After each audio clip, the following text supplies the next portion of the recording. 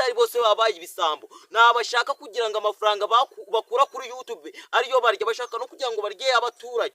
Njewe nje kubyiza abanyarwanda kuri niza y'Imana, abasitari bari gukora kuri YouTube basigaye barabaye ibisambo.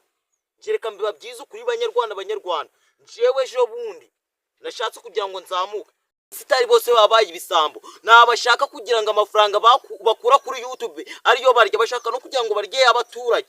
Ejo bundi mpamagare Kiramani kugira ngo amfashe, maze kumuhamagara avuga ati kugira ngo nkwinjize muri Kiramani Empire ndi gutegura video nshasha.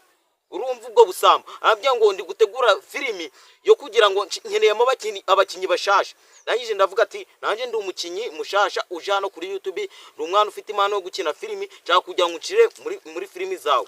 Kiramani arambwira ngo kugira ngo ucire mu kumanza kwishura amafaranga ya RDB nta nayo mbisobanukiwe. Nagenda maza mushiki wanje arambwira ngo RDB ni itsinda ry'amafilimi. Numvishe yuko wenda ari umuntu muzima ugiye kumfasha, aravuga ati ohereza amafaranga 20,000 by'umuntu wo mucyaro ujaga guhinga kaja ku kiyede. Ibaza ico kintu umunyarwanda ukaja ku kiyede ukirugura gukora, ariko umuginga kaza ko kurira amafaranga. Wiriwe ku kiyede wiruro gutwara ifumbire, ariko umuntu akaza ko kurira amafaranga. Ico ni ikibazo muri kubyuma neza. Kiramani yaragashanye n'abandi basitari benshi barabidukoze bro.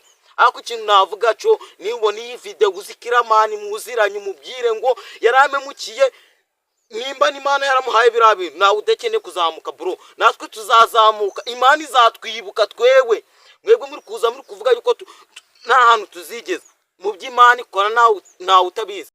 Muri uyu mwaka wa 2026 nshaka kwandika izina abo basitari bafeka ibintu byanje babipinga bagatangira kunyenera nanje. Ico nabyo umusitari iyi video nuyibona isharingire Kiramani sawa n'umungwanyu karema ageze nk'ibisanzwe.